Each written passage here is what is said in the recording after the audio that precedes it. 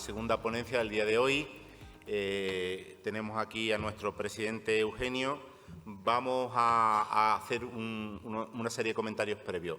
Lo primero es que si alguna persona va en coche para Madrid y tiene sitio, por favor que nos lo diga, porque tenemos algún problema logístico y si es posible, pues luego me lo comentáis. Lo segundo es que tenemos una pequeña incidencia.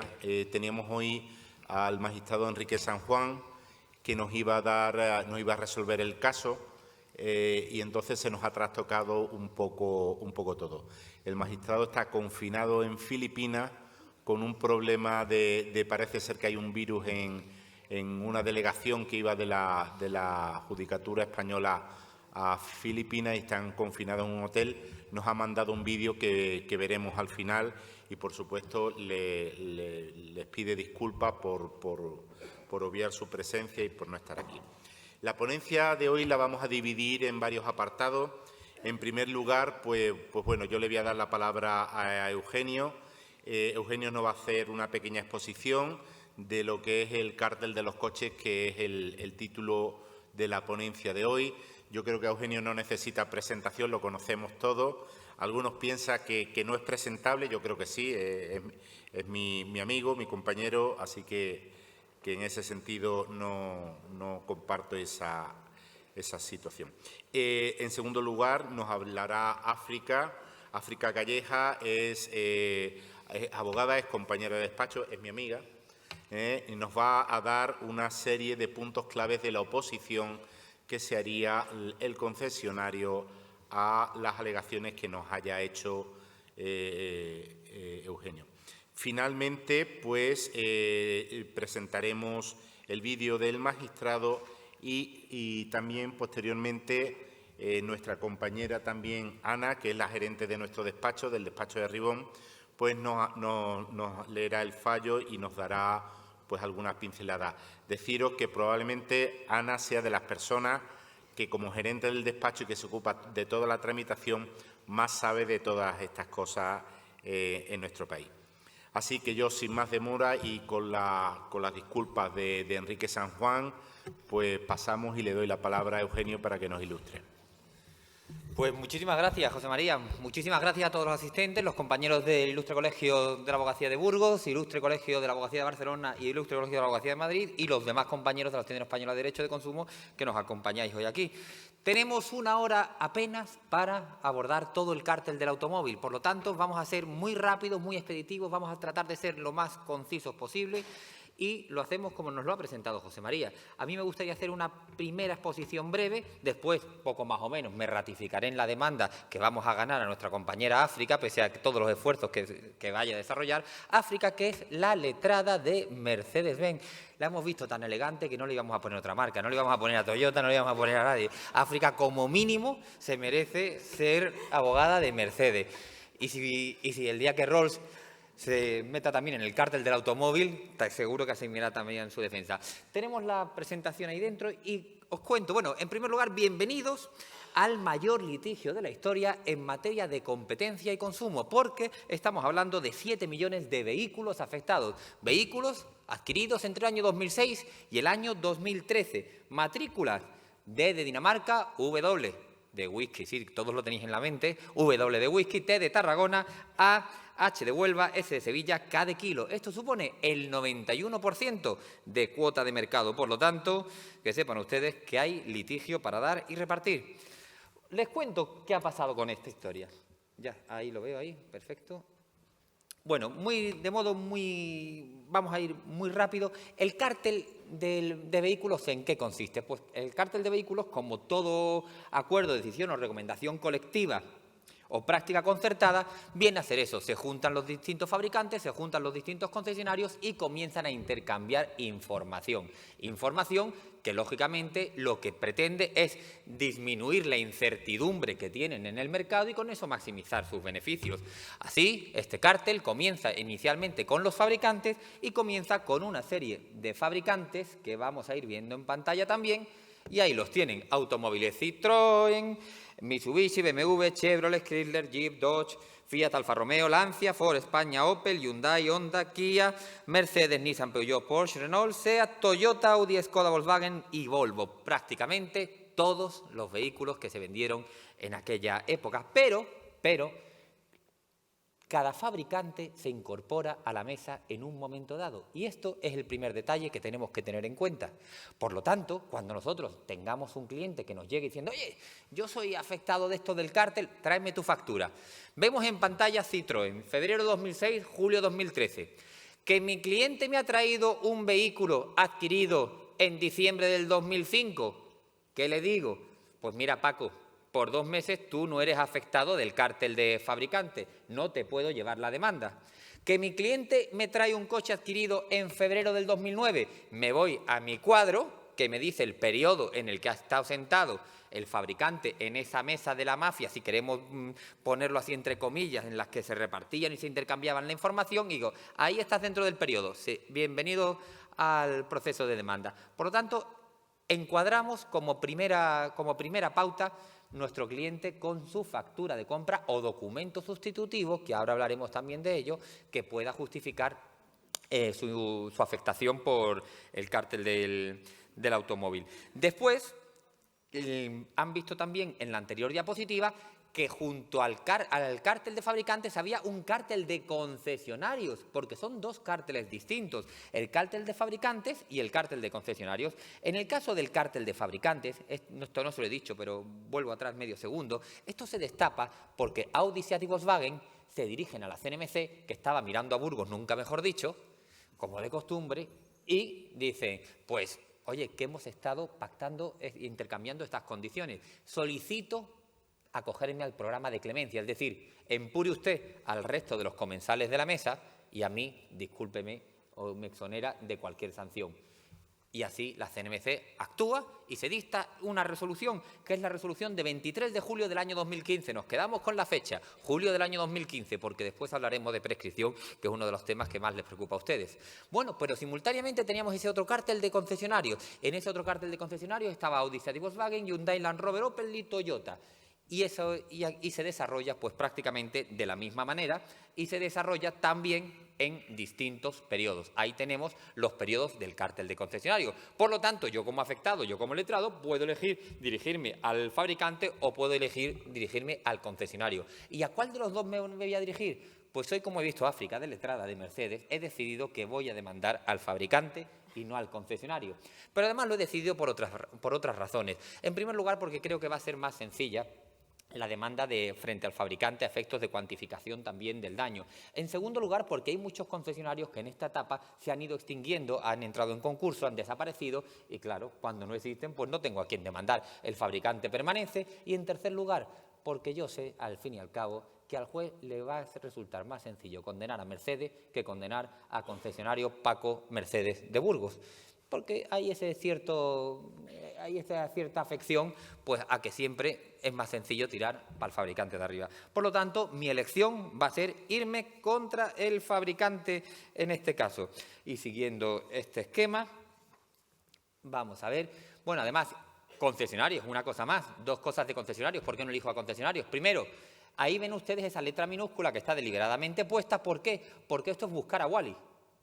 Ello quiere decir que yo, si he comprado un Mercedes, no me vale, o por ejemplo, imaginemos que vamos a ir a otra marca que se vea con más claridad. Hemos comprado un Hyundai. Pues si he comprado un Hyundai y quiero demandar al concesionario, dependerá de que el concesionario esté incluido en el listado de la resolución de la CNMC, que no lo están todos. Por lo tanto, solo podría demandar. La presentación la van a tener ustedes, por supuesto, a su disposición y todos los asociados de la AEDC tienen a su disposición también en la página web tanto el modelo de demanda como todas las resoluciones, como todas las sentencias y el modelo de demanda. Lo que nos gusta es un modelo de demanda a los abogados, ¿verdad? Pues lo tienen en la página de la asociación. Bueno, pues les decía que el cártel, en el caso de los concesionarios, tengo que buscar si mi concesionario estaba metido dentro de esa resolución y, por ejemplo, en el caso de Hyundai, solo eso. solo están los que ven en pantalla. Si yo demando al fabricante, no tengo que buscar nada, demando al fabricante y punto. Pero además, en el caso de concesionarios, sucede que solo determinados vehículos estaban afectados por el proceso de cartelización. En el caso de Hyundai será el i30, el X35 y el Santa Fe. Si yo tengo cualquier otro Hyundai, me voy al fabricante y no me importa que esté o no, que sea o no sea uno de estos modelos. Por lo tanto, por agilidad, por sencillez, por facilidad, por omnicomprensión, es más sencillo demandar al fabricante. Y yo, cuando tengo una letrada, a pesar de esa complejidad que significa enfrentarse a África, me voy a arriesgar a demandar al fabricante. Bueno, pues aquí tenemos los distintos concesionarios, que esto se repite, y llegamos a las resoluciones que van confirmando, a las resoluciones judiciales que confirman la resolución sancionadora de la CNMC. Cada una de las marcas, excepto Audi, Seat y Volkswagen. ¿Cómo demandamos a Audi, Seat y Volkswagen entonces, Eugenio? Ahora lo hablaremos. Después comentaremos el principio de solidaridad impropia. Bueno, pues el resto de las marcas sí recurren en vía contenciosa las sanciones de la CNMC. Unas a la Audiencia Nacional y ahí se plantan, y otras los van recurriendo al Tribunal Supremo. En pantalla están viendo las fechas del Tribunal Supremo. Quédense con estas fechas también, no se las aprendan de memoria, pero piensen ustedes que la mayoría son a partir del año 2021, de 20 de abril del año 2021, y por lo tanto también le vamos a dar vueltas a eso cuando hablemos de la prescripción, a lo que se me opondrá la compañera del fabricante. Pero estas son las sentencias que confirman íntegramente la resolución de la CNMC. Pues, siguiendo esta etapa, el consumidor como adquirente como afectado. Aquí es cierto que el derecho de defensa de la competencia está íntimamente conectado con el derecho de la protección de los consumidores, y de hecho en el artículo 3.1 del Tratado de la Comunidad así se señala en el mismo artículo, en el mismo precepto, como dos áreas complementarias. Sin embargo, y a pesar de todo, en este caso no es exclusiva la legitimación que va a tener el afectado por el hecho de que sea consumidor o que sea empresario. Esto es, puedo demandar con independencia de que mi cliente tenga esa condición de consumidor, artículo 3 del texto refundido de la Ley de Consumidor y Usuario, o que sea un empresario, porque en cualquiera de los casos lo esencial es que haya pagado o haya padecido un sobrecoste como consecuencia de ese proceso de cartelización. Sí es cierto que el consumidor va a tener una mayor ductilidad en lo que es el proceso de prueba, esa mayor facilidad y disponibilidad probatoria que nos habla el artículo 217.7, y también es cierto que al tratarse de un vehículo tendría una protección privilegiada si consideramos que nos encontramos dentro de lo que el Real Decreto 1507 del año 2000 de 1 de septiembre contempla en su anexo 1, apartado B, epígrafe 13, al referirse a los vehículos de motor como bienes de uso común, ordinario y generalizado. Bueno, y el pleito, si yo no llevo ningún pleito de competencia, ¿este pleito es complicado, no es complicado? ¿Nos estamos enfrentando a algo nuevo? Este pleito es sencillo. Este pleito es extraordinariamente sencillo, porque realmente no es un pleito de competencia, realmente es un pleito puro de RC, de responsabilidad civil por daños. Lo que pasa que en vez de ser daños por una caída en un supermercado, en vez de ser daños por un accidente, son daños derivados de un ilícito anticompetitivo, pero no tienen mucha dificultad. De hecho, ¿qué normativa cuáles son los fundamentos sustantivos que vamos a aplicar? Pues dos fundamentos: Código Civil, prácticamente, y Ley de Defensa de la Competencia. Ley de Defensa de la Competencia con la importantísima modificación que supuso la Directiva de Daños, y sobre la que también ahora hablaremos en este sentido. Pues pasamos a esta velocidad para continuar, y tenemos dos acciones posibles cuando hablamos de acciones derivadas de daños en el ámbito de la competencia. Unas acciones que son las acciones que se conocen como follow-on o acciones consecutivas, y otras que son las acciones aisladas o las acciones standalone. ¿Qué diferencia hay entre unas y otras? Pues en las acciones aisladas yo tengo que ir al juez de lo mercantil y decirle: oiga usted, señor juez, mire, que tengo la gasolina en Burgos a 2 euros en esta gasolinera, a 2 en la siguiente, a 2 en la siguiente y a 2 en la de más allá. Es decir, que yo creo que hay un pacto anticompetitivo por el cual las gasolineras se han puesto de acuerdo para venderme la gasolina a 2 euros, porque si no, una me la vendería a 1,97, la otra me lo vendería a 2,03, la otra me lo vendería a 2,07, y yo le digo al juez: declare usted que hay un acto colusorio ahí. y es el juez de lo mercantil el que me dicta la resolución diciendo efectivamente doy por constatado la existencia de este pacto colusorio y por lo tanto vamos a entrar a ver a los daños. Eso sería una acción stand-alone, porque yo la inicio para conseguir esa declaración de ilicitud. Sin embargo, la acción que vamos a desarrollar hoy es la acción más fantástica. África tiene muy poco que hacer con estas acciones, porque son acciones follow-on. Las acciones consecutivas parten ya del presupuesto irrefutable, nos dice la ley, de la constatación de un ilícito anticompetitivo. Ya me lo ha dicho el Tribunal Supremo en estas sentencias que estamos viendo. Por lo tanto, tengo un pleito en el que voy a decir, hecho primero de la demanda, y voy presentando la demanda, señora letrada de Mercedes, mi cliente adquirió en la fecha del periodo de cartelización que hemos visto el vehículo Mercedes 350 descapotable, maravilloso. El banco intentó quitármelo después porque me dejé de pagar una letra, pero de eso hablaremos otro día. Y aquí está como documento número 1 que presento la factura de compra, hecho primero de la demanda. Poco tiene que decir la señora letrada de Mercedes ante eso. Pero es que tengo un hecho segundo.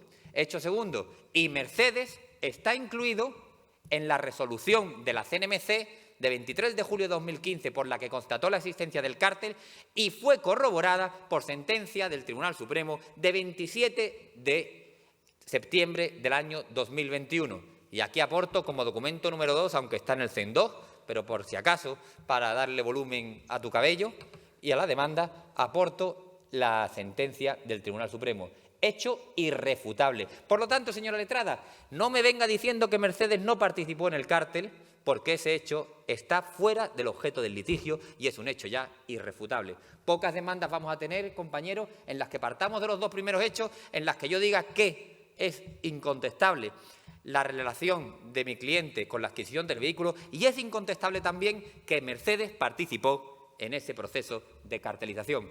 A partir de ahí, el hecho tercero de mi demanda es que yo reclamé a Mercedes y Mercedes me dijo que rimaba con 5 y que no me daba ninguna indemnización, que no estaba dispuesta a asumir, que no participó en el cártel, que Mercedes lo único que hace es patrocinar un torneo de golf y por eso se reunió con esos otros fabricantes de vehículos. Y acredito como documento número 3, reclamación previa. Reclamación previa que he presentado con diferentes finalidades. En primer lugar, con la finalidad, lógicamente, de buscar una solución extrajudicial que me evitara el conflicto, que ya sabía yo que tenía menos expectativas de que Mercedes me dijera que esa venía a un acuerdo que cualquier cosa, que la conozco, señora letrada, de muchos otros pleitos. En segundo lugar, la reclamación previa tiene también el objetivo de interrumpir la prescripción de la que hablaremos ahora con tranquilidad, pero esa reclamación extrajudicial tiene esa virtud. Y en tercer lugar, a efectos de una posible condena en costa, yo quiero no solo obtener una sentencia condenatoria con base al principio de vencimiento objetivo del artículo 394, quiero una sentencia con el principio de temeridad o mala fe del 395. ¿Vale? Porque, entre otras cosas, si hablamos de pequeña cuantía, eso me va a permitir superar el tercio de la cuantía litigiosa a efectos de tasación de costas que me señala el artículo 394 y que va a ser trascendental para mí. Pues llegado a este punto, les decía que era una acción sencilla la que estamos desarrollando y nos vamos a ese fundamento jurídico, que el fundamento jurídico es la responsabilidad civil simplemente. Y se preguntan ustedes, ¿pero responsabilidad civil contractual o responsabilidad civil extracontractual? ¿En qué tipo de responsabilidad? Porque en función de una y otra, así hablaremos de unos plazos. Pues bien, aquí la doctrina está dividida. Y si no estuviera dividida no sería doctrina, porque es lo que les gusta a los docentes universitarios, discutir unos con otros, el hacer distintas tesis. ¿Y qué nos dice la doctrina? Pues aquí creo que acierta y habría dos tipos de responsabilidad. Por una parte, una responsabilidad civil contractual y otra extracontractual. Será contractual si yo demando al concesionario con el que he establecido el contrato y será extracontractual cuando me voy con el fabricante. Bien sencillo. Pero como me voy a ir contra el fabricante va a ser una responsabilidad extracontractual y esta es la tesis también que ha sostenido el Tribunal Supremo en su sentencia de 8 de junio del año 2012. Por lo tanto, esto me va a situar dentro de la compleja esfera de un plazo más breve para el ejercicio de la acción.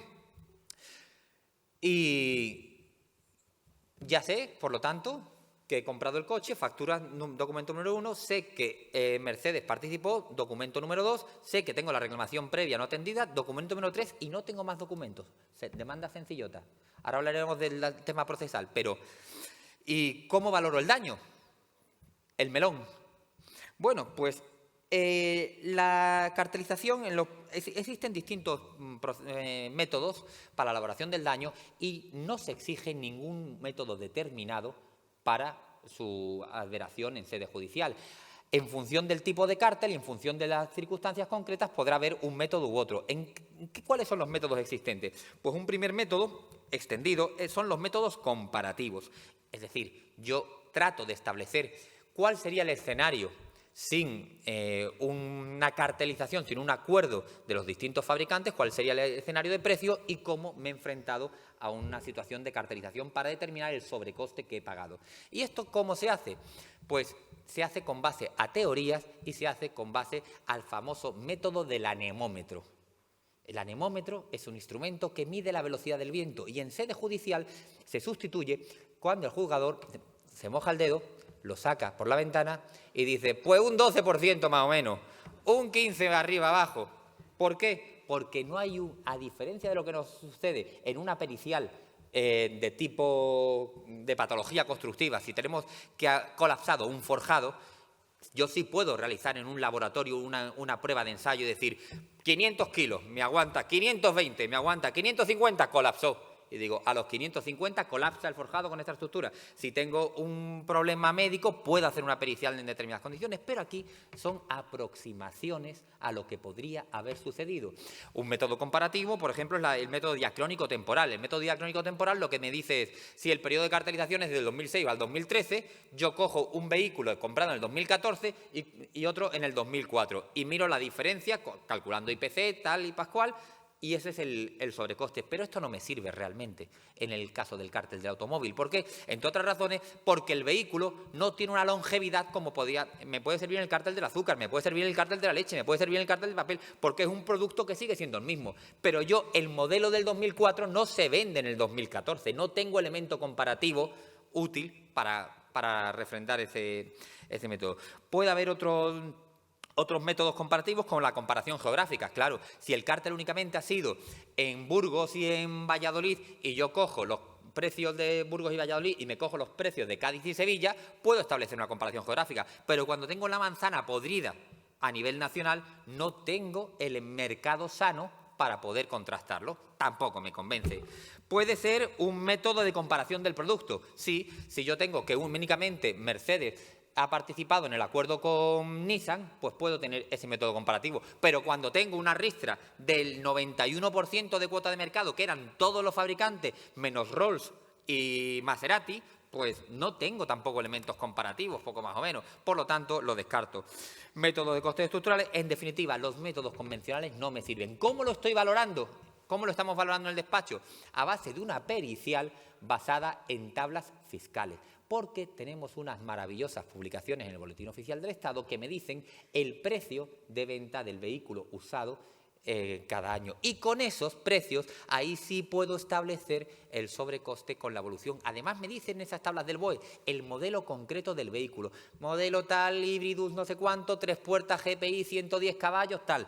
Ahí tengo el modelito para establecer la línea y lo que nos está dando por resultado es una cifra bastante aproximada, bastante exacta, individualizada en cada caso concreto. En uno me da el 15,92, en otro me da el 18,13 y en el otro me da el 12,2. Por términos generales, pues van a rondar seguramente el 15% arriba abajo. Esto sería un tema razonable. Bueno, pues este va a ser el planteamiento de mi demanda, señora letrada de Mercedes, y creo que usted lo tiene muy complicado para hacerlo. Le voy a decir por qué lo he dirigido a este juzgado y cuál es el procedimiento y cómo lo voy a cuantificar por si quiere realizar alguna objeción o si quiere allanarse directamente. Si se quiere allanar, hemos terminado. Seguimos, la letrada no se vence. Bien, jurisdicción corresponde a los órganos judiciales españoles. Aquí no tenemos el problema que se nos planteó con el cártel de los camiones de que si nos íbamos a demandar fuera, no íbamos a demandar fuera. Esto es empresas españolas. ¿Qué empresas son con los fabricantes? Las que vienen en las resoluciones de del propio Tribunal Supremo. Ya me están dando la legitimación. ¿A quién demando? No sé qué, no sé cuánto. Demanden ustedes al que pone en la propia resolución del Tribunal Supremo, del fabricante, que se lo identifica sin problema. Competencia territorial. Señora letrada de Mercedes, es competente el juzgado del domicilio del consumidor. No me haga usted ir al domicilio social de la empresa, porque no se lo voy a tolerar. Y esto por varias razones. Es cierto que el Fuero General de las Personas Jurídicas viene en el artículo 51. Ya sé lo que me quiera alegar siempre la parte demandada, pero con independencia que el Fuero General venga en el artículo 51, hay que tener en cuenta, en primer lugar, el lugar de materialización del daño. Y el lugar de materialización del daño ha sido en Burgos, que yo he comprado aquí el vehículo. No me puede hacer ir usted a demandar a Barcelona o a demandar a Zaragoza o a demandar a su antojo. Además, recuerde usted, señora letrada, que el auto del Tribunal Supremo de 9 de junio del año 2020 ya me hablaba del principio de efectividad de las vías procesales para permitir ese acceso a la jurisdicción. Y también me lo han venido refrendando así, por si no lo sabía usted, señora letrada, el último auto del Juzgado Mercantil de Pontevedra de 11 de enero del año 2022 que corrobora que el fuero competente es el del domicilio del consumidor. ¿Por qué? Porque estoy invocándole, en este caso, el artículo 52.3 de la Ley de Enjuiciamiento Civil para irme al domicilio del consumidor. No le estoy invocando el artículo 51.1. Y es más, Oiterdicta así lo ha venido señalando y reconociendo nuestro Tribunal Supremo, cuando en su auto de 11 de octubre del año 2017, en el caso de la reclamación frente a BMW Ibérica a través de un concesionario, me dijo que, aunque no pudiera reclamar a través del concesionario, sí puedo reclamarle en el domicilio del consumidor. Por lo tanto, ¿puedo reclamar a través del concesionario? ¿Estoy reclamando a través del concesionario y puedo emplazarlo a través de... ¿Puedo demandar a Mercedes a través de su concesionario en Valencia o a través de su concesionario en Badajoz? No puedo demandarlo porque el Tribunal Supremo me ha puesto de manifiesto que son entidades diferentes y que, por lo tanto, no tienen esa conexión. Así lo ha venido señalando en su auto de 26 de febrero del año 2019, en el auto de 9 de junio del año 2020. No le estoy demandando a través del concesionario, estoy demandando directamente a la empresa Mercedes con domicilio social, donde lo quiera tener en Barcelona o en Madrid, pero en el juzgado correspondiente al consumidor. Y he dudado si de demandarle en el juzgado mercantil o en el juzgado de primera instancia. Y finalmente me he venido al juzgado de lo mercantil, aunque si usted quiere nos vamos a primera instancia, que no tengo inconveniente. Y la duda era porque es cierto que el artículo 86 ter 2, apartado F de la Ley Orgánica del Poder Judicial, me señala que para los pleitos en los que resulte de aplicación los artículos 81 y 82 de la Comunidad Europea, es decir, que en los que versen sobre la Ley de Defensa de la Competencia, el juzgado es el de lo mercantil. Y así lo corroboró también la Audiencia Provincial de Madrid a través de su sección octava en auto de 22 de junio del año 2017. Por eso he venido al juzgado mercantil, aunque si les soy sincero, creo que deberíamos irnos a uno de primera instancia. Creo que deberíamos irnos a uno de primera instancia porque el juzgado mercantil estaba pensado para las acciones standalone, en las que yo le decía al juez, declárame usted que hay un ilícito anticompetitivo. Esa es una acción en la que se determina la aplicación del derecho de la competencia. Pero aquí, en las acciones follow-on, cuando yo ya tengo una sentencia del Tribunal Supremo que me dice que sí, que ha habido un ilícito anticoncurrencial, realmente lo que estoy aplicando es una responsabilidad civil. No estoy aplicando la defensa de la competencia. Por lo tanto, creo que deberíamos ir a primera instancia. No le he querido plantear la demanda en primera instancia porque conozco sus malas artes y sé que me hubiera planteado una declinatoria. Por eso me he venido al mercantil por asegurar, pero si usted quiere que nos vayamos a primera instancia, este letrado no formulará objeción alguna. Y tiene mi cliente la suficiente legitimación por ser adquirente del vehículo. Y ello con independencia de que lo haya vendido, lo haya transmitido o lo que sea. Igual que cuando tengo un préstamo y lo he cancelado, ¿puedo solicitar la devolución de la cláusula suelo cuando ya he cancelado el préstamo? Pues claro, porque padecí el perjuicio en su momento. Y si yo no tengo el coche y lo he vendido o me lo han desguazado o he tenido un siniestro, ¿puedo demandar? Pues claro, porque he padecido ya esa situación. Y si ha fallecido el titular, ¿pueden demandar los herederos? Claro, porque para eso está la sucesión procesal del artículo 16 de la Ley de Enjuiciamiento Civil. Por lo tanto, que sepa, señora letrada, que tenemos esa legitimación y así lo defendemos. Vamos con abogado y procurador, tal como nos exige la ley y tal como nos gustan los letrados que vayan los procedimientos, por supuesto. Y en cuanto al tipo de procedimiento, he dudado en si le planteaba un ordinario o le planteaba un juicio verbal. Y si bien es cierto que también la doctrina está dividida, me inclino por el juicio verbal, o al menos me inclino por el juicio por razón de la cuantía. ¿Qué sucede? Que el artículo 249.1, en su apartado cuarto de la Ley de Enjuiciamiento Civil, me señala que los pleitos en los que resulte de aplicación o que versen sobre materia de competencia desleal, defensa de la competencia, se tramitarán a través de juicio ordinario. Pero, a renglón seguido me dicen que, salvo que versen exclusivamente sobre reclamaciones de cantidad. Y aquí yo no le estoy diciendo, no le estoy pidiendo al juez que me declare que hay un ilícito anticompetitivo, porque ya lo hizo el Tribunal Supremo. Le estoy pidiendo simplemente cantidad y por eso me voy al infine del 249.1, apartado cuarto de la LEC, y estoy interponiendo la acción puramente por cantidad. Y la acción no está prescrita, no. Yo creo que la acción está viva, es plenamente tempestiva. Porque hemos hablado antes que estábamos hablando de una responsabilidad extracontractual del 1902 y, por lo tanto, resultaría de aplicación el plazo de prescripción del artículo 1968.2 del Código Civil, que nos llevaría a un año. Un año o cinco, porque el artículo 74 de la Ley de Defensa de la Competencia, en su redacción actual, me habla de 5 años. Claro que es verdad que la directiva y este artículo 74 se traspuso a nuestro ordenamiento después de que sucedieran los hechos. Y conozco la cuestión prejudicial que me ha elevado la Audiencia Provincial de León a través del auto de 12 de junio del año 2020, planteándome si es o no es el plazo de 5 años. Y conozco que el abogado general se retuerce y le cuesta admitirme el plazo de 5 años, pese al conflicto interno que tiene sobre el principio de efectividad, porque claro, un año, ¿quién lo va a tener? Pero la clave no es esa, si es un año o 5 años. Eso me da igual. ¿Por qué me da igual? Porque si la resolución de la CNMC es del 2015, ya sea un año, ya sea 5, estaría prescrito. Por eso la clave está en el dies a quo. ¿Desde cuándo puedo reclamar? El Tribunal Supremo, en esas resoluciones tan tangibles y tan clarividentes para el ciudadano de a pie, no quiso decirme desde cuándo. Dijo desde que tenía aptitud plena para litigar. No lo podía haber dicho mejor el Tribunal Supremo. Ay, Orduña, si no te hubieras ido. Que claro lo tendríamos los consumidores y los ciudadanos. Bueno, pues desde que diera actitud plena para litigar. Esto nos lleva a la doctrina de la accionata del artículo 1969, ¿verdad?, del Código Civil. ¿Y cuándo yo tengo actitud plena para litigar? Porque no me diga usted que con los camiones era desde la publicación de la resolución de la Comisión Europea en el Diario Oficial de la Unión Europea, porque la CNMC no publica en el BOE, a diferencia de lo que hace la Comisión Europea. Por lo tanto, ese no me sirve plazo como el dies a quo. ¿Y cuántos de ustedes, consumidores y versados letrados de consumo, leen a diario la web de la CNMC?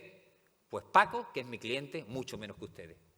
Por lo tanto, ese no es el momento en el que tuvo pleno conocimiento y aptitud para litigar.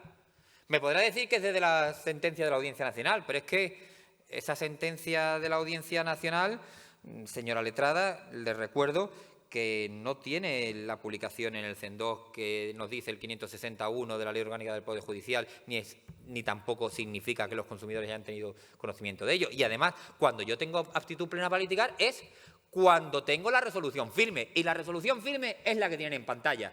Mercedes tuvo su resolución firme el Tribunal Supremo el 27 de septiembre del año 2021.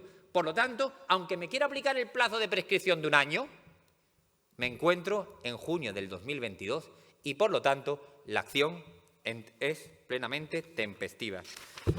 Y como prueba, no le voy a pedir más pruebas que la documental que ha acompañado con la demanda, esa factura y ese informe pericial que, por cierto, a través de la Asociación Española de Derecho de Consumo, gracias al acuerdo que hemos alcanzado con los peritos, se está emitiendo esos informes periciales para los asociados con un coste de 100 euros.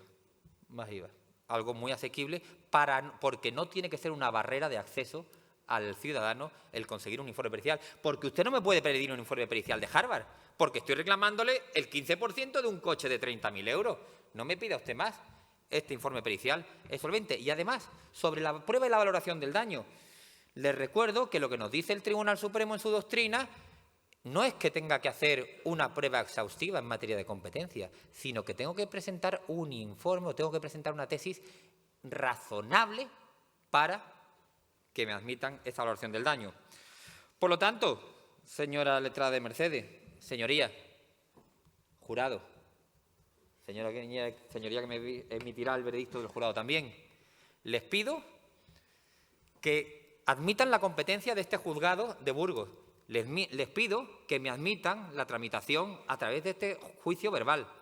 Les pido que como única prueba me basta la documental y la pericial aportada, que no quiero ni que la ratifique el señor perito si no es impugnada por la parte contraria de Mercedes.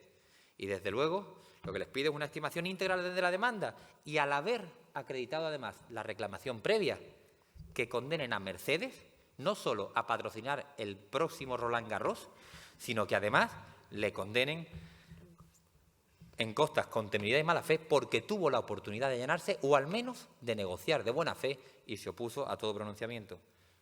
Esa es nuestra petición. Muchas gracias, jurado.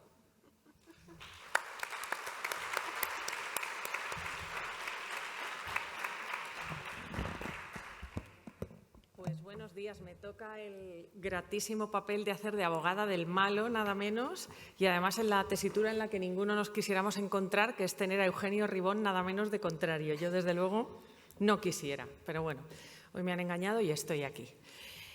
Vamos a ello, señor letrado del consumidor Paco. Vamos a ver, lo primero que tenemos que alegar es la falta de competencia territorial, porque efectivamente no estamos ante un contrato a distancia, ni ante un contrato de seguro, ni ante ninguna de las especialidades que prevé la Ley de Enjuiciamiento Civil para demandar en el domicilio del consumidor.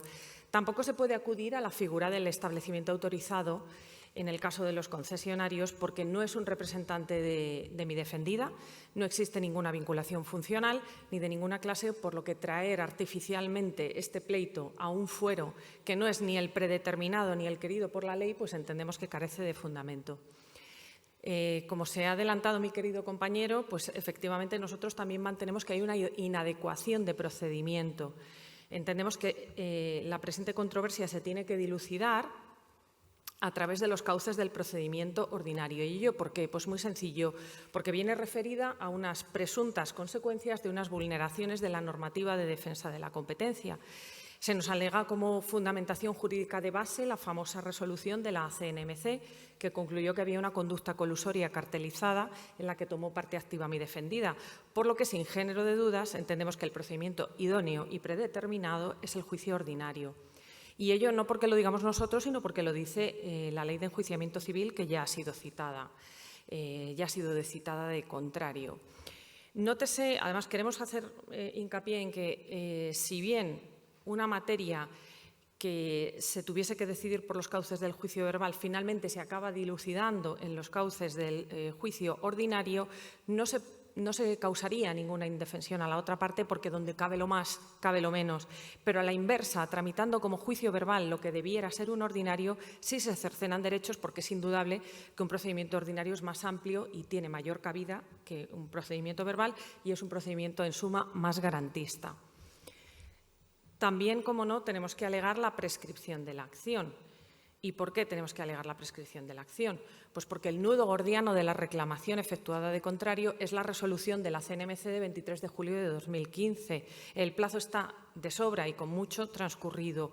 Efectivamente, se trata de un plazo de responsabilidad civil extracontractual, el del 1902 del Código Civil, y rigiendo nuestro sistema el principio de la actionata del 1969 del Código Civil, que establece que el tiempo para la prescripción de toda clase de acciones, cuando no haya disposición especial que otra cosa determine, se contará desde el día que pudieron ejercitarse, es decir, actionata, nacimiento de la acción. Es evidente que la acción ha prescrito. En cuanto al dies a quo, pues entendemos que es ese precisamente, el 23 de julio de 2015. Tampoco se puede acudir a la fecha de la Directiva de Daños, que se traspuso a nuestro ordenamiento tiempo después de adquirirse el vehículo, y referirse a esta directiva, pues entendemos que es un intento artificioso de posponer el dies a quo, porque los presuntos daños irrogados a Paco, de existir, cosa que negamos, serían anteriores y con mucho a la directiva. Entramos en la prueba de los daños.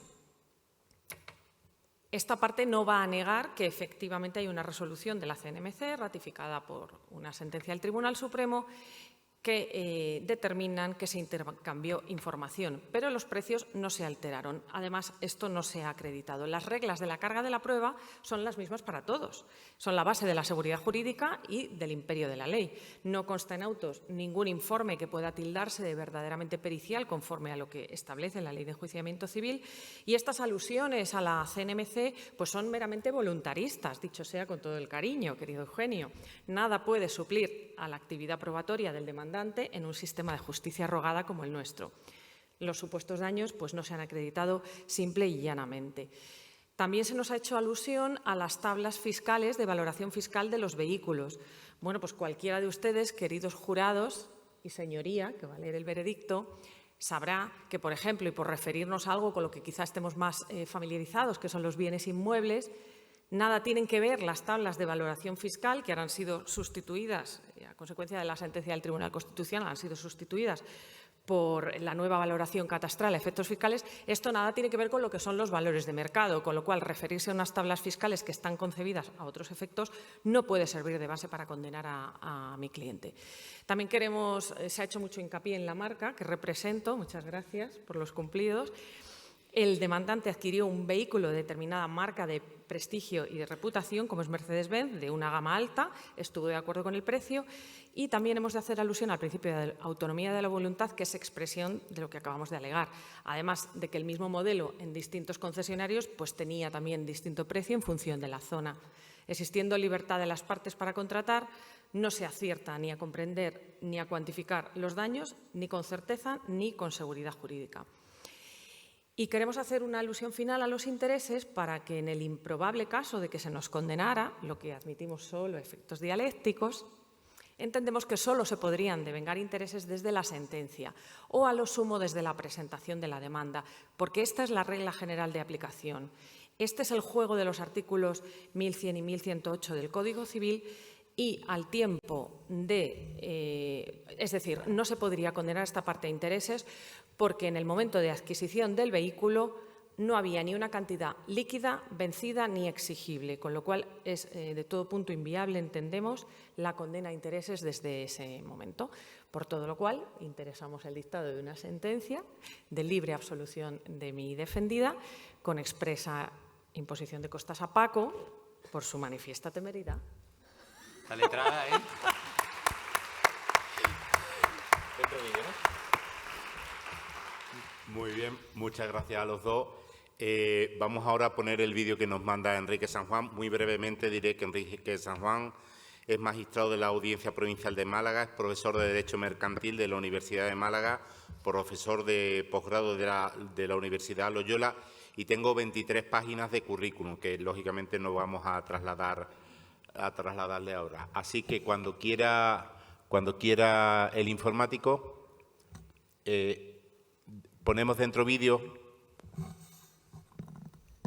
Saludos, buenos días, buenas tardes. Mi nombre es Enrique San Juan, soy magistrado de la sección sexta de la Audiencia Provincial de Málaga, profesor de la Universidad de Málaga de Derecho Mercantil. No podré estar hoy con vosotros por circunstancias personales, pero en cualquier caso quiero agradecer la oportunidad que me dais, esperar que en breves fechas nos podamos volver a ver y en particular José María Puelles Valencia por la invitación que me ha cursado en este sentido y el empeño puesto.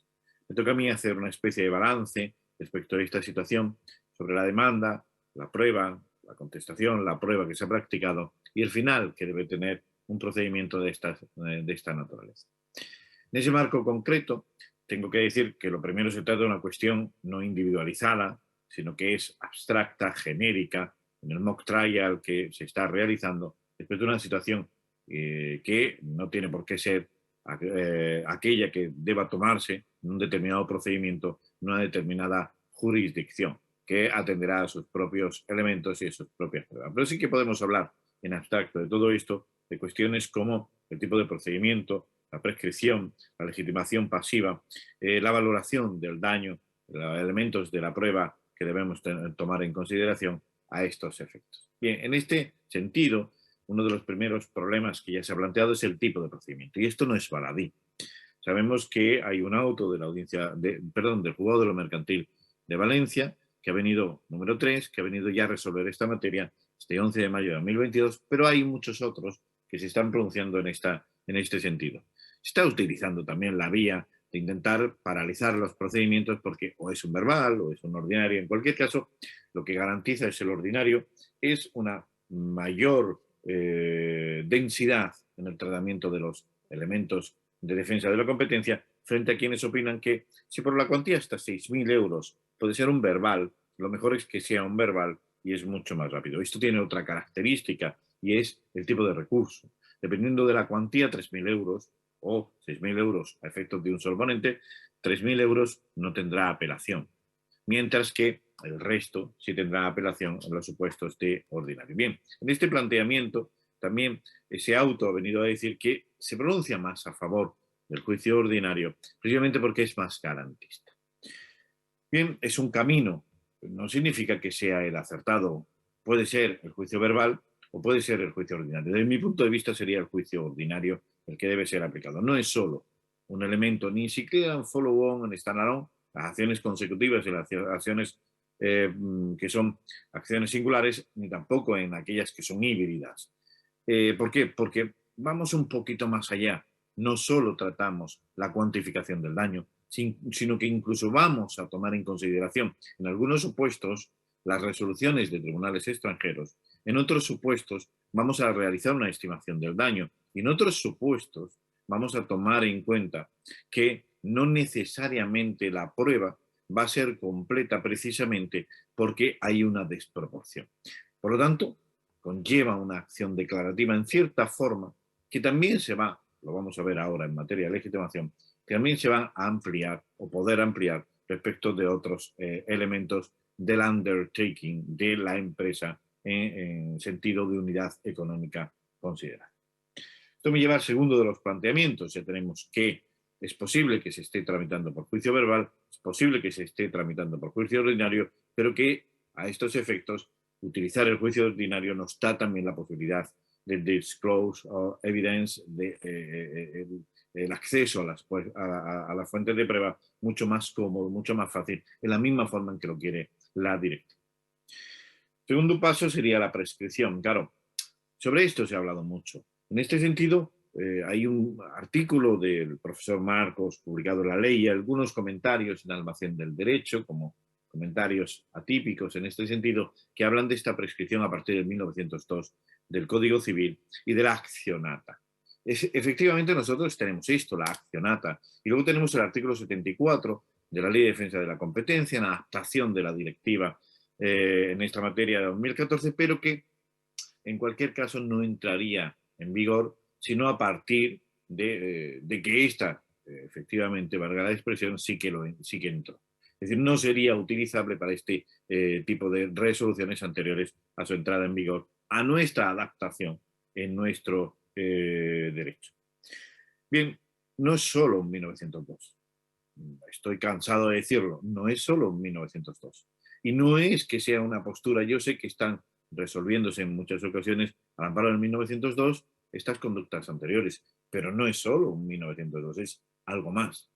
Y esto no lo he dicho yo, lo ha dicho el Tribunal Supremo cuando resolvió el asunto Azúcar y vino a plantear, fijémonos que allí solo cita en una ocasión, en 1902, habla del 101 y del 102 del Tratado de Funcionamiento de la Unión Europea, en este caso estaríamos ante el artículo 1 y 2 de la Ley de Defensa de la Competencia, sustancialmente similares, y lo hace porque tiene una aplicación directa. Y en cualquier caso, aquí de lo que se trata también es de una conducta anticompetitiva, una conducta que puede ser colusoria o de abuso de posición de dominio o una conducta a estos efectos que infrinja de cualquier forma de estos dos artículos el mercado. Bien, no tratándose de un 1902 puro y duro, hay algo más. De hecho, el asunto Cogeco, el asunto que se trata en Portugal, se trató de la prescripción por parte del Tribunal de Justicia de la Unión Europea. Y vino a plantear, y vino a decir, oiga, mire este principio de eficacia, principio de equivalencia, utilicen ustedes esto. Claro, podemos decir, oye, en aquel sistema es que había un plazo muy corto, un plazo de 3 años, y no cabía interrupción. Y en este hay un plazo de 1 año. Pero sí cabe interrupción. Bueno, pues mientras nos damos cuenta de esto. Porque claro, ahora empezamos. ¿Qué es? Desde que adquiero el vehículo, desde que se publica la nota de prensa, desde que se publica la resolución, desde que tengo pleno conocimiento, esto es lo que dice este planteamiento del artículo 74 de la Ley de Defensa de la Competencia, ahora, desde que puedo ejercitar la acción, desde que tengo conocimiento de estos elementos, y esto no vale a estos efectos simplemente con un 1902 desde mi humilde punto de vista. Es por esto que esa accionata, evidentemente, tenemos los criterios del Tribunal Supremo de interpretación restrictiva, de interpretación favorable a la acción, pero lo que tenemos es que esforzarnos en realizar la prueba para justificar que hemos hecho todo lo debido desde que pudimos conocer. No vale simplemente a estos efectos con esperar. Todos los elementos trascendentales que podemos plantear es el tema de la legitimación.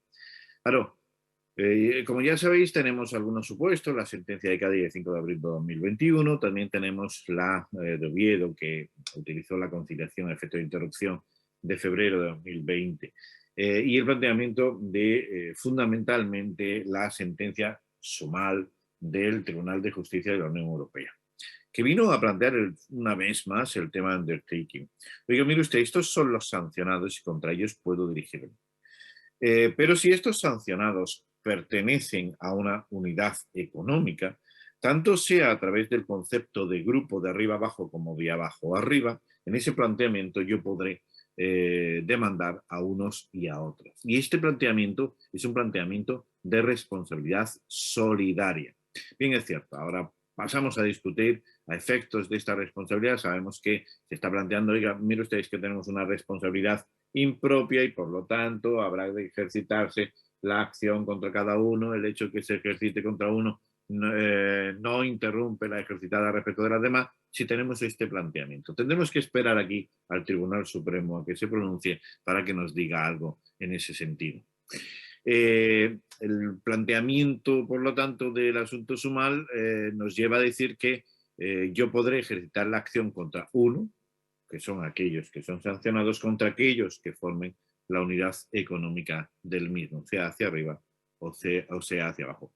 Evidentemente no cuando estamos en un ámbito de independencia.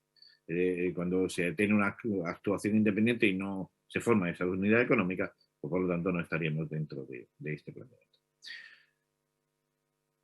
Por último, el planteamiento de la valoración del daño y de la cuantificación del mismo. Nosotros tenemos una serie de normas en la Ley de Defensa de la Competencia no aplicables a estos supuestos, pero que sí son aplicables dentro del marco del artículo 217 de la Ley de Enjuiciamiento Civil o dentro de la interpretación que se ha venido dando el Tribunal de Justicia de la Unión Europea en estos supuestos. El Tribunal de Justicia ha venido diciendo, oiga ustedes que el 101 y el 102 son de interpretación directa, y es que además esto se interpreta de esta forma. Y esto mismo lo ha venido señalando el Tribunal Supremo. Mire usted, la facilidad probatoria. Y no es que se produzca una inversión de la carga de prueba pura y dura, es que quien tiene la valoración de la prueba es una valoración en conjunto.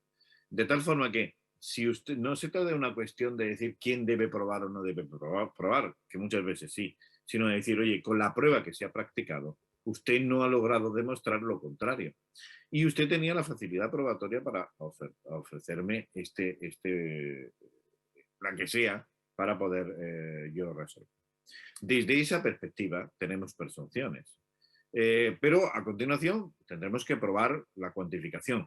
Y por último, tener la estimación judicial en su defecto. Pero esto no significa que la estimación judicial, como podemos estar viendo en algunos tribunales, en algunos planteamientos, diga, y dígame usted, yo digo que 2.000.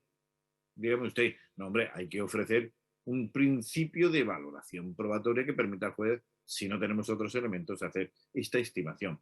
No, a veces es un 10%, oye, como otros están dando un 10%, pues un 10%. No, el planteamiento es que hay que probar cuál es esa valoración. Para eso tenemos no solo los métodos que estamos hablando financieros de comparativos o de simulación en el planteamiento de mercados. Tenemos cualesquiera de los métodos que podamos tener en el ámbito económico, ofreciendo un mínimo probatorio al juzgador para que llegue a la conclusión de que si ha habido un traslado de información, si ha habido un acuerdo que ha afectado al mercado, esa afectación del mercado comparativamente con una situación anterior, una situación posterior contrafactualmente, pues el precio ha sido diferente a aquel que podíamos tener y además utilizando métodos de regresión que nos permitan excluir otras circunstancias que podrían haber influido en la evaluación del precio.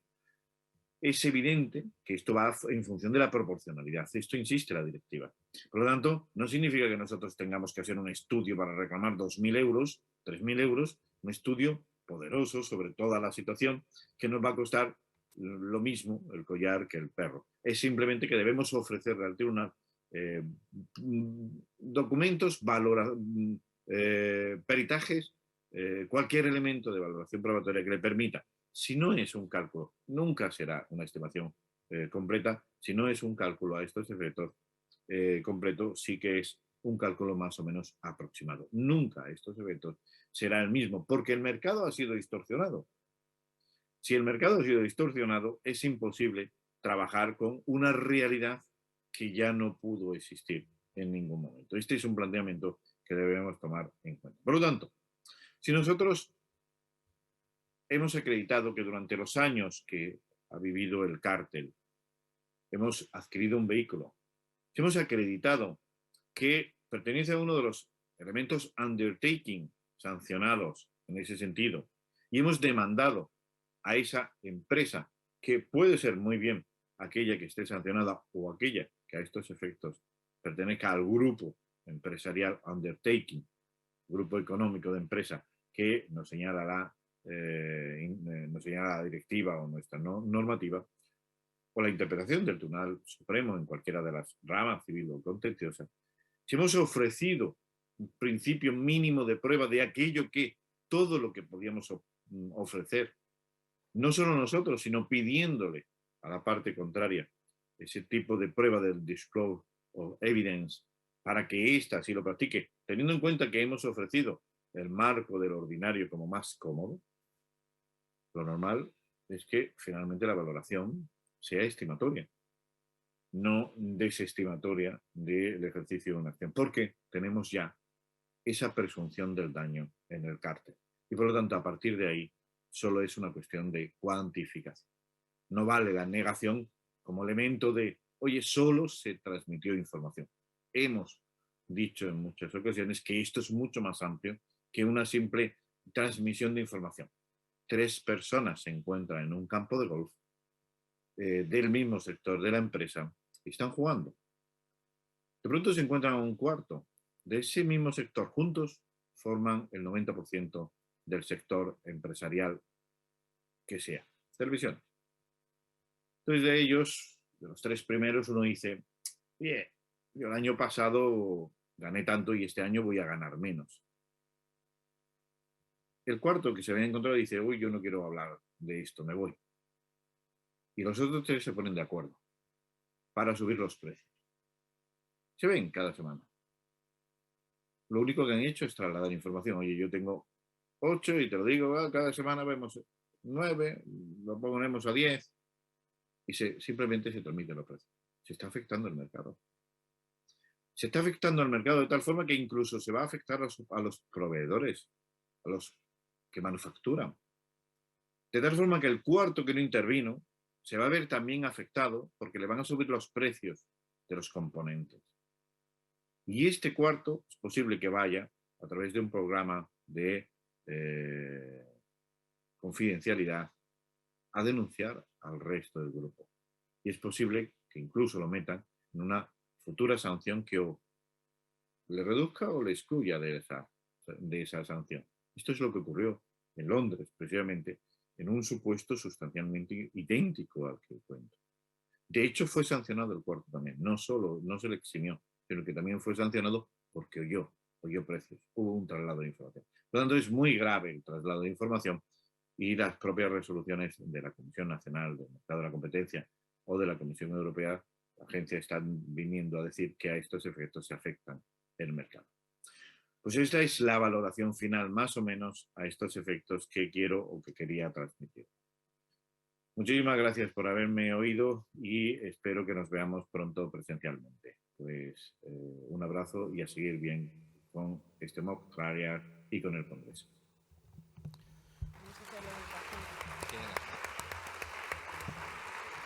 comentar, Ana.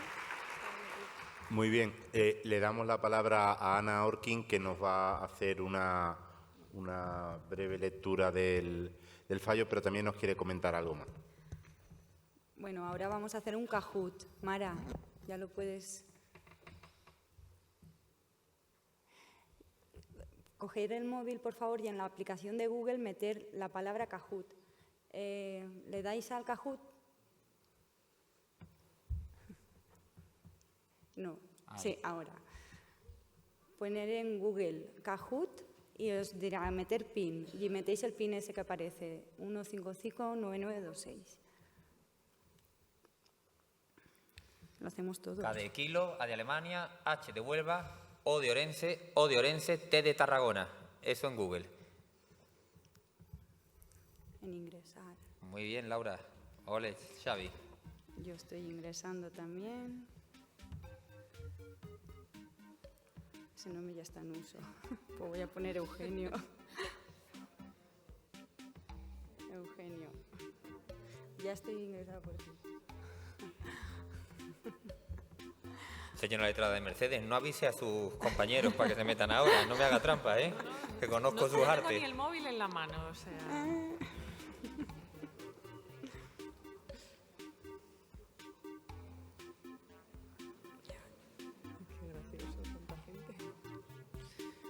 Se sortea un lote de morcilla de Burgos al finalizar el Congreso. Aquellos letrados que hayan acertado... Mira, mira, la gente va a hacer eso. Alba. Hay partido, ¿eh? Bueno, esperamos que os guste el nuevo modelo o el formato de ponencia que estamos dando. ¿Verdad? Que trata un poquito de romper la ponencia tradicional.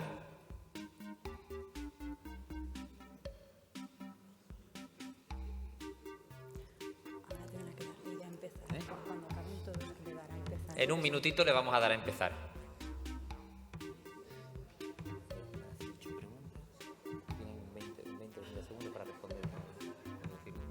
Lo digo. Van a ser 8 preguntas y vamos a tener como 20 segundos para contestar. A ver qué tal. Ahora que no me lo cuento. Ahora que nos vamos a la gimnasia. Después del minuto y medio. Vamos dentro, ¿no? No sé, aún se está juntando gente. Claro, es que también están apuntándose Los telemáticos. Están es que entrando están también entrando de también las los conexiones telemáticas. telemáticos. Sabéis que además de la conexión presencial, Claro, tenemos otro centenar claro. de compañeros que nos está siguiendo telemáticamente.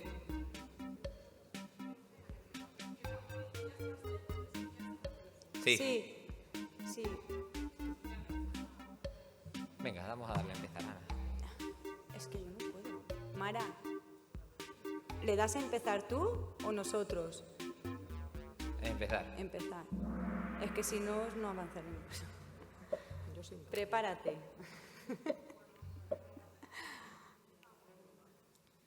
Venga. Ya va. Pregunta 1, 2. Ahí.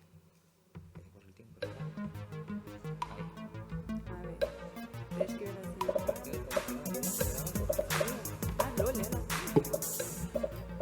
A ver, la primera pregunta. Mercedes fue sancionada por la CNMC el 23 de julio de 2015, confirmándose por sentencia de 27 de septiembre del 2021. ¿Está prescrita la acción? Tienen esas 3 opciones.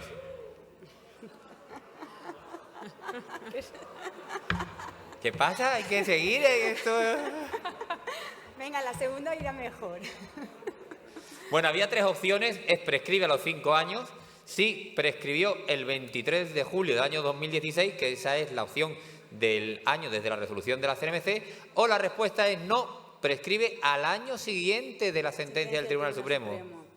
Vale, Sigue tú ya. vale, venga. Sigue. Siguiente, Mara. Es que le tiene que dar. Ay, Cristina. Dale al siguiente, no hace falta que veamos los resultados. La reclamación previa al demandado es imprescindible como requisito de procedibilidad en las acciones de daños.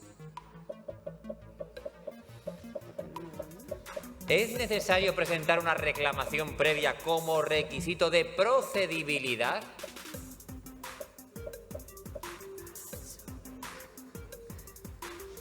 Es decir, si no tengo una reclamación previa, ¿puedo demandar directamente?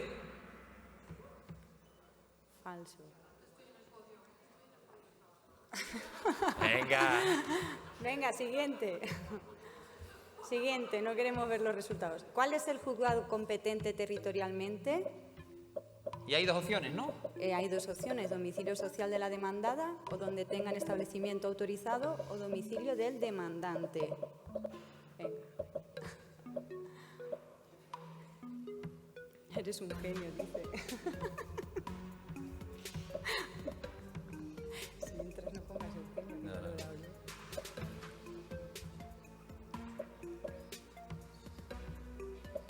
Ah, 78.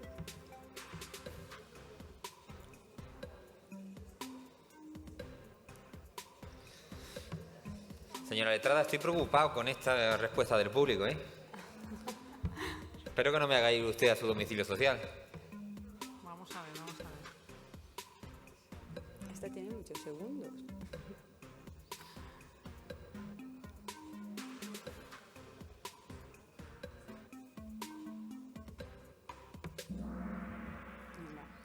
Muy bien. Alguien ha fallado. Bueno, Siguiente. o distintas tesis, ¿eh? Que Bueno, todo es- también es verdad. Siguiente. Siguiente. ¿Es cierto que puede reclamar quien compró un vehículo si ya no lo tiene por haber sido dado de baja? ¿Verdadero o falso? Pura genialidad, dice.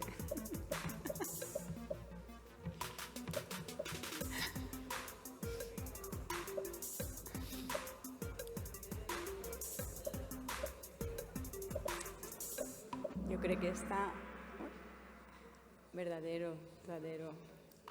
Siguiente, siguiente. Cristina sigue en cabeza. Hemos visto Un ahí que Cristina informe no se baja del podio. pericial basado en el método comparativo diacrónico es esencial para la estimación de la demanda.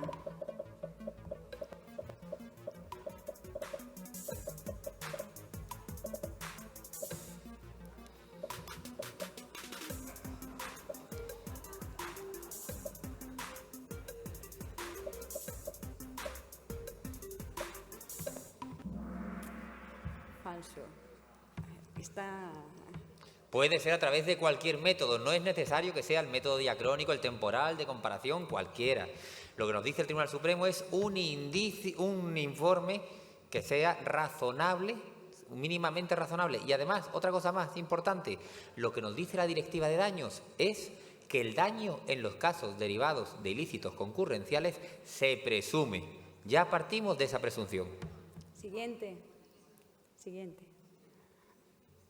Una reclamación de daños de 4.000 euros del cártel del automóvil, ¿qué procedimiento seguiría? Esto ya... Aquí ya Enrique San Aquí Juan nos ha dejado con la duda, ¿eh? Podríamos dejar 50-50. Ahí, ahí. Hay que ser Según el garantista, juez. hombre. Ordinario, hay que ser garantista.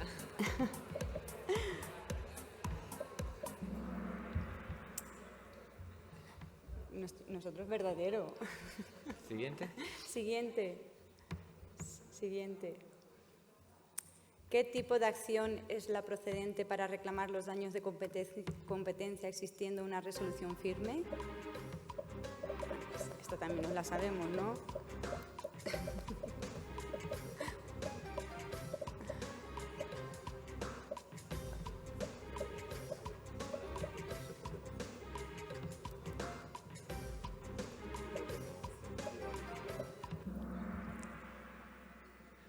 Efectivamente, ya tenemos resolución del Tribunal Supremo, por lo tanto ya hay resolución firme y nos vamos a la acción follow-on, acción consecutiva. Siguiente. ¿Se pueden reclamar intereses por el sobrecoste padecido por el adquiriente de un vehículo afectado por el cártel? Y tenemos 4 opciones. No, no se pueden reclamar intereses, solo del daño padecido en su momento por el sobrecoste asumido. O sí, se pueden reclamar intereses desde la reclamación previa. O sí, se pueden reclamar intereses desde la interposición de la demanda. O sí, se pueden reclamar intereses desde el momento de la compra del vehículo. Compra. Bien. ¿Qué nos pasa con los gastos hipotecarios? ¿Desde cuándo podemos reclamar los intereses de los gastos hipotecarios? Desde la fecha Desde de el pago. momento. Pues así ya se ha resuelto también en el caso del cártel del automóvil por los juzgados de lo mercantil de Valencia y la audiencia de Barcelona. Ya está, ¿no? Esta era Señora la última. letrada, Qué mal, qué mal. qué gran competencia hemos tenido con usted, qué difícil lo hemos tenido, ¿eh? En Bueno, absoluto. Estoy a punto de siguiente, ya se ha allanarme. acabado, ¿no? ¿Esto? Sí, bueno, pues nada, en conclusión, la acción es viable y se estima la demanda por el veredicto del jurado. Y ello a pesar de la brillante defensa de África, que siendo una gran defensora de los consumidores y socia de la EDC, ha sabido hoy interpretar el papel de letrada del fabricante, sembrando de escollos procesales de la demanda de otro primer espada del derecho del consumo, que es Eugenio Ribón, nuestro presidente y diputado. Muchísimas gracias a ambos y un aplauso para vosotros.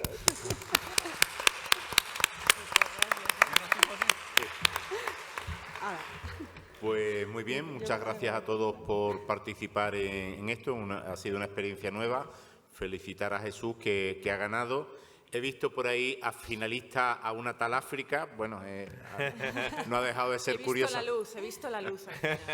Pero en definitiva, darles a todos las gracias por vuestra presencia aquí y bueno, pasamos a la siguiente ponencia.